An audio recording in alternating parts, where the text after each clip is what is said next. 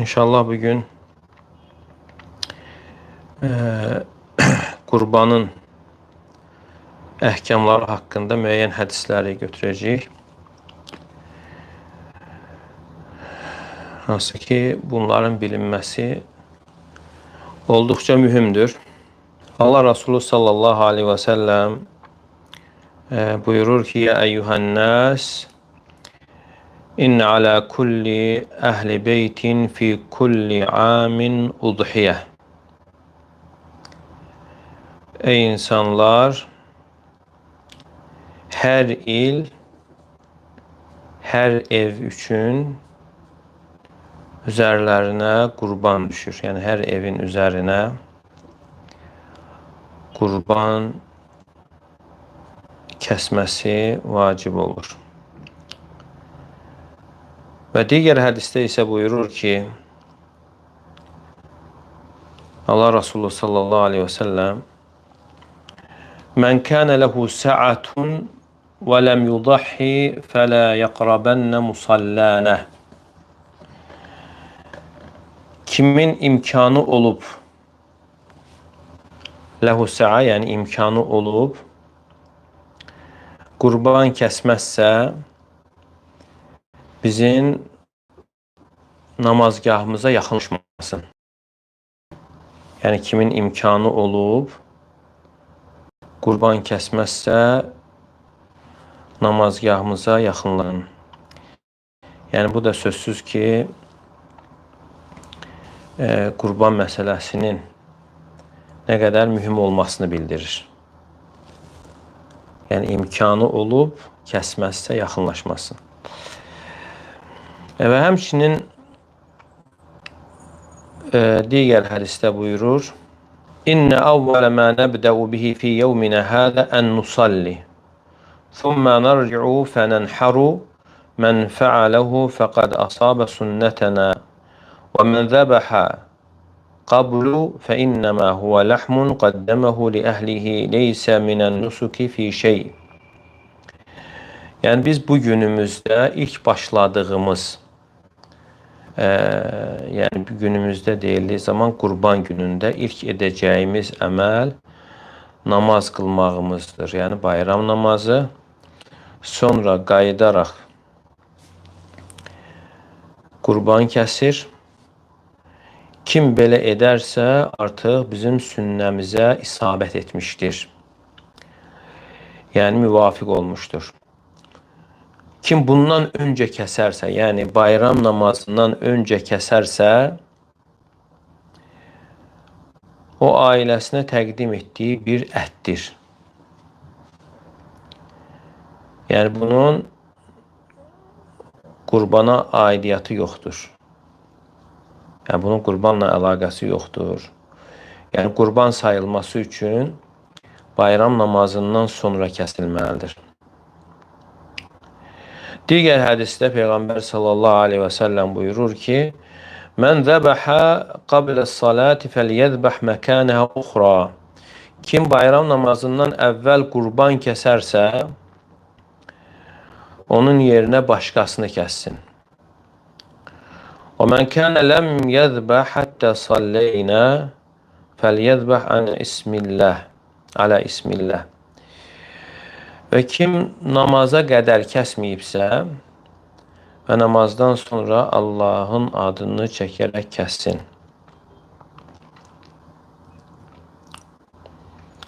Digər hədisdə isə, bu hədisdə Buxari Müslimdə keçir.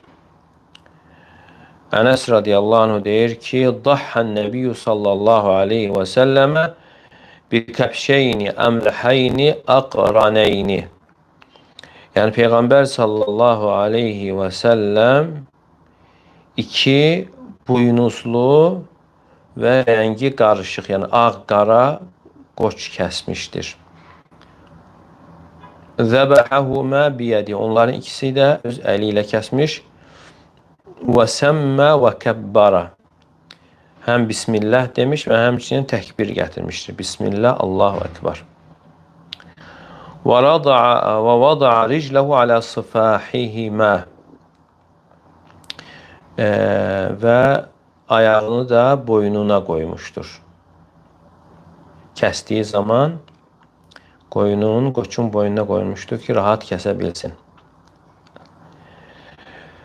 Və digər hədisdə Peyğəmbər sallallahu aleyhi və səlləm buyurur: İdə rəaytum hilalə zil-hiccə və əradə əhadukum ən yudahi fəlyumsik an şə'rihi və adfarihi. Sizdən biri Zilhiccə ayının hilalını, o tezə doğan aya hilal deyilir, onu gördüyü zaman və qurban kəsmək istəyərsə, saçına və dırnaqlarına toxunmasın. Yəni ona qədər tutsun, ayın onuna qədər toxunmasın. Və digər hədisdə də buyurur ki, İdə dəxələtil aşru və arada əhadukum ən yudahhiyə fələ yeməssə min şə'rihi və bəşərihi şeyə. Zilhiccə ayının ilk 10 günü daxil olduğu zaman sizdən biri qurban kəsmək istəyərsə, saçına və dərisinə toxunmasın. Və başqa bir hədisdə isə buyurur ki, Arba'un la tujzi'u fil adahi. Yəni 4 eyib vardır ki, bu eyiblər olarsa qurbana yaramır. Əl-avra. Avra kör və yaxud da bir gözü görməyən, açıq aydın, bu bilinirsə, bu qurbana yaramır. Əgər bir gözü görməyən yaramırsa, 2 gözü görməyən heç də. Vəl-maridatu əl-beyyinu maraduha. Və həmçinin xəstəliyi bəlli olan, açıq aydın olan, aşkar olan qoyun və yaxud da qoç. Və üçüncü isə əl-arca, yəni axsaq olan, axsaqlığı da bəlli olan və dördüncü isə əl-kəsiratu, ayağı sınmış və yaxud da çox zəif olan. Yəni bunlar əsasən qoyunun sürüdən geri qalmasına, yəni otlamasına mani olan eyiblərdir.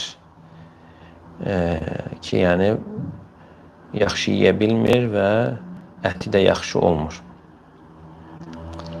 Abu Umamə deyir ki, Kunnə nusəmminul udhiyyətə bil-Mədinə və kənəl muslimunə yüsəmminun.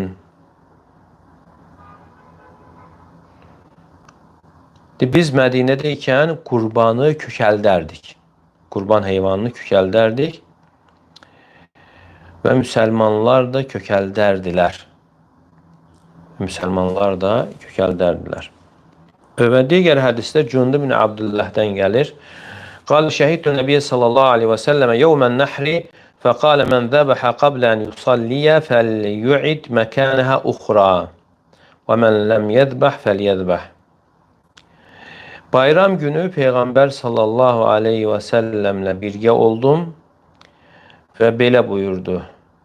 Kim namaz qılmazdan əvvəl qurbanı kəsibsə, yerinə başqasını kəssin, əgər kim kəsməyibsə, kəssin.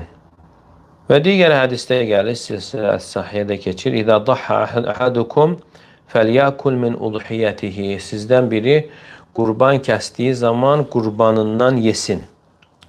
Sizdən biri qurban kəsdiyi zaman kəsdiyi qurban ətindən yesin.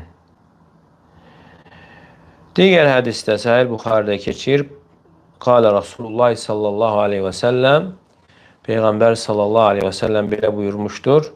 Kulu və at'imu və dəxiru. Siz qurbandan yeyin və yedirin başqalarına və həmçinin ondan saxlayın. Burayda Əl-Əsləmi deyir ki, radiyallahu anhu, Kənə nəbiyyü sallallahu aleyhi və səlləmə la yaxrucu yevməl fitri həttə yat'amə. Deyir ki, Peyğəmbər sallallahu aleyhi və səlləm Ramazan bayramında yemədən namaza getməzdi. Yemədən bayram namazına çıxmazdı. Yeyib sonra gedərdi.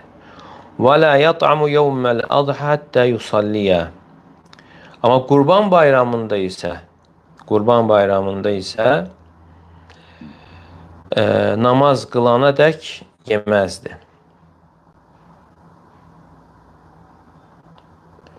Başqa bir hədisdə Peyğəmbər sallallahu aleyhi və səlləm buyurur: "Mən ba'a cildə udhiyetihi fela udhiyete leh." Yəni kim qurbanının, kəsdiyi qurbanın, heyvanın dərisini satarsa, onun qurbanı yoxdur. Kim kəsdiyi qurbanın dərisini satarsa, onun qurbanı yoxdur, yəni sayılmır.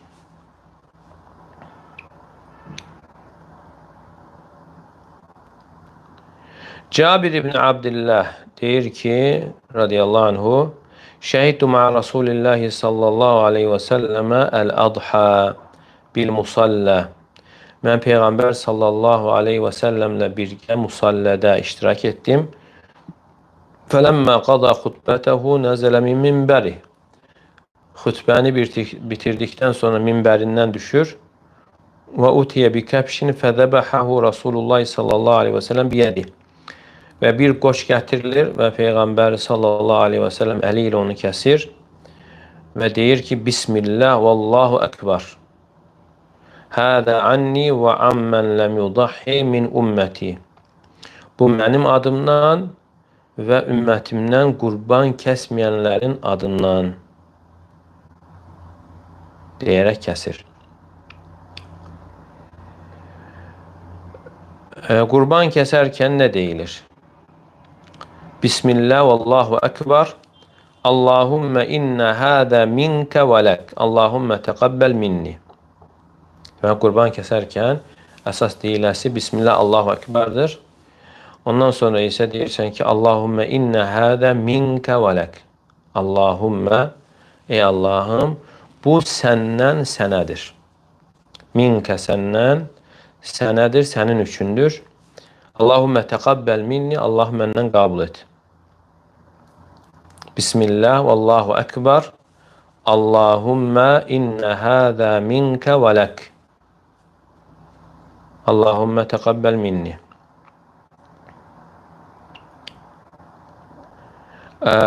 Qurra el-Muzani deyir ki, bir kişi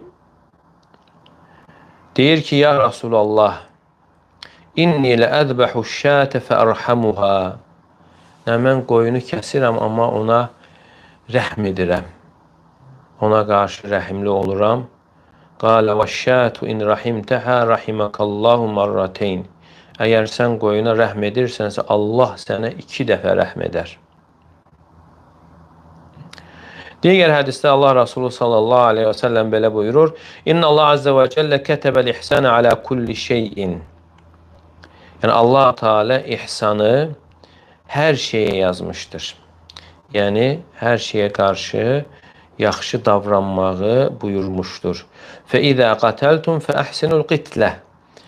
Öldürdüyünüz zaman onu gözəl şəkildə öldürün. Və izə zəbəhtum fəəhsinul zibhə. Və heyvanı da kəsdiyiniz zaman onu gözəl şəkildə edin.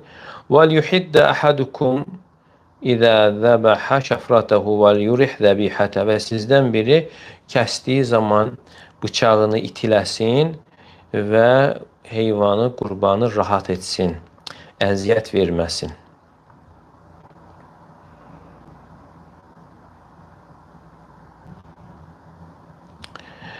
Abdullah ibn Umar radiyallahu anhuma deyir ki, Amara Rasulullah sallallahu aleyhi və səlləmə bihəddi şifəri və ən tuvara anil bəhaim.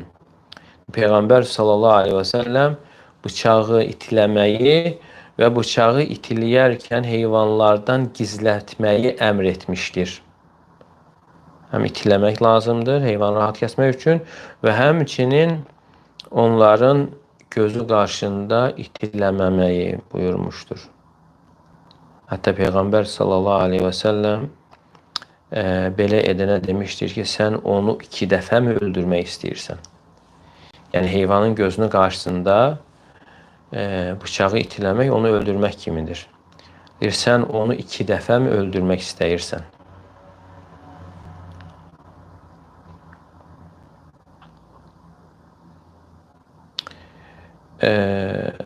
Əbu Əyyub Əl-Ansari deyir ki, kənə rəcul fi ahdi nəbi sallallahu aleyhi və səlləmə yudahhi bişşəti anhu və an əhli beytihi fəyəkulun və yət'amun yut'imun thumma təbəhən nəsu sara fəsara kəmə təra. Peyğəmbər sallallahu aleyhi və səlləmin dövründə bir kişi qoyunu həm öz adından, ailəsinin adından kəsərdi, yeyərdilər və yedirərdilər və bundan sonra insanlar artıq gördüyünüz kimi yəni bununla öyünməyə başlayıblar. Sual verilir ki, İbn-i Hüsmin Rahiməullaha, yəni 3 qardaş bir evdə yaşayır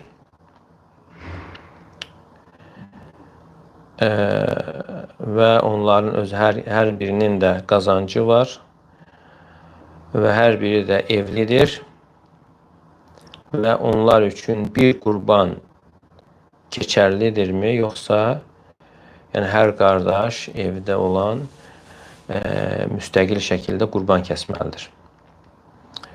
Və şeyx buyurur ki, İzə kənə ta'amuhum vahidən və əkluhum vahidən, əgər onların yeməkləri, bişirməkləri bir yerdədirsə, bir qurban kifayət edir. Yəni 3 qardaş olsa da bir yerdədirlərsə, onların hamısı üçün bir qurban kifayət edir. Ən böyük olan həm öz adından və həmçinin bütün ev adından qurbanı kəsir. Yox, əgər onların hər birinin xüsusi yeməyi varsa, yəni hər birinin xüsusi mətbəxi varsa və onda hər biri müstəqil şəkildə qurban kəsir. Çünki onlar yeməklərində və içəcəklərində bir-birlərinə şərik olmadıqlarına görə. Qurbanın hökmü haqqında İbn Teymiyyə Rahiməhullah buyurur ki, qurbana gəldikdə dəlillərdən daha yaxın olan odur ki, vacibdir. Çünki qurban kəsmək İslamın ən aşkar ayinlərindən sayılır. Deməli, ən aşkar ayinlərdəndir. Qurban kəsmək üçün borc almağın hökmü. Şeyx Nubaz Rahiməhullah buyurur ki, əgər insan sonradan qaytara biləcəksə, qaytarmaq iqtidarındadırsa, yəni borc alıb qurban kəsməsində bir problem yoxdur. Və qurban əti necə paylanır? Birinci, insan özü ondan yeyir və kasıblara sədəqə verir və zənginlərə isə hədiyyə edir. Elə bil ki, 3 hissəyə bölünür, bir hissəsi özünə, bir hissəsi sədəqə kasıblara və bir hissəsi də hədiyyə imkanlara verilir. Qurbanın hər hansı bir hissəni satmağın hökmü. Qurbandan hər hansı bir hissəsini satmaq haramdır. Ətini, piyini, yağını, dərisini. Çünki bu insanın Allah üçün çıxartdığı bir maldır və insanın ona qayıtması, Allah üçün çıxartdığı bir şeyə qayıtması icazəli deyil, necə ki, sədəqə kimi. Və həmçinin o haqqın qarşılığında qəssaba qarşılıq olaraq verə bilməz. Və yaxud da bir hissəsini verə bilməz. Çünki bu da satmaq sayılır. Məsələn, qəssab kəsdiyinə görə pul verilməlidir. Pulun əvəzinə əgər dərisini verərsə və yaxud da həddən bir hissə verərsə, bu olmaz. Necə ki, İbn Hüseyin Rahiməhullah deyir ki, və əmmə i'ta'ul cəzzar ucrətəhu minhə fələ yəcüz. Qəssaba onun haqqını qurbandan vermək, qurbanın bir hissəsindən vermək icazəli deyil. Amma onun haqqını verdikdən sonra, pulunu verdikdən sonra, kəsmə haqqını və sonra qurbandan hədiyyə etməsində bir problem yoxdur. Ölünün yerinə qurbanın kəsilməsinə gəldikdə isə İbn Hüseyin Rahiməhullah deyir ki, ölünün adından qurban kəsmək sünnədən deyil.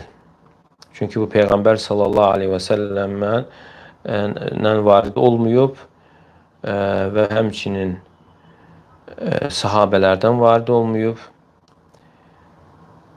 Əgər ölən insan bunu tövsiyə edərsə, onun adından kəsilsin deyə və onun tövsiyəsinə tabi olaraq, yerinə yetirərək kəsilə bilər. Və qədər ki də daxaləl meyit məl-əhyə dimnən kən yudahiyyəl insan anhu və an əhli beytihi və yəni vidəlikəl əhyə vəl-əmvad və həmçinin dirilərin içərisində qeyd edərək kəsilməsində də bir problem yoxdur. Məsələn, insan həm özünü, ailəsini, adını çəkir və eyni zamanda ölənləri də nəzərdə tutur və bunda bir problem yoxdur. Amma müstəqil şəkildə ölən insanın adından kəsilməsi sünnədən deyildir. Və o ki qaldı, qurban kəsmədən onun qiymətini sədəqə vermək. Yəni, bu keçərli deyildir. Məsələn, adam var, qurban kəsmir, elə bilir ki, 300, 400, 500 manatı qurbanı əvəzinə sədəqə olaraq verir.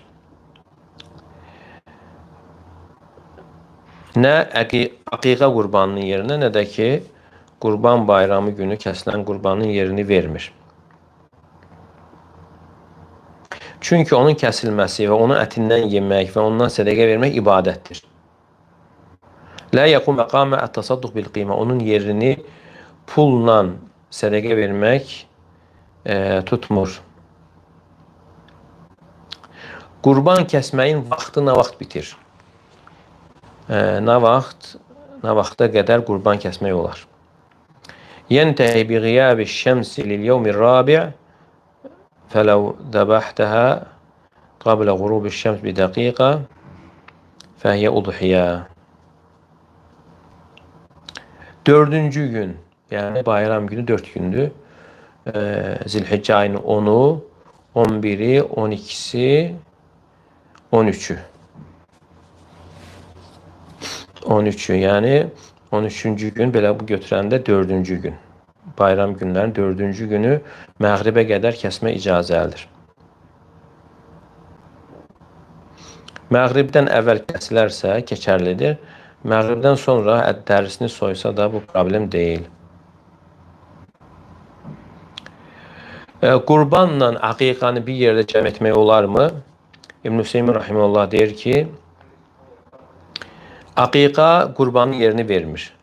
Nə də qurban da aqiqa qurbanının yerini vermir. Çünki bunlar ikisi də müstəqil ibadətdir. Və bayramdan sonra olan günlər 11, 12, 13 təşrik günləri sayılır. Bunlar yemək, içmək və həmçinin Allahı zikr etmək günləridir.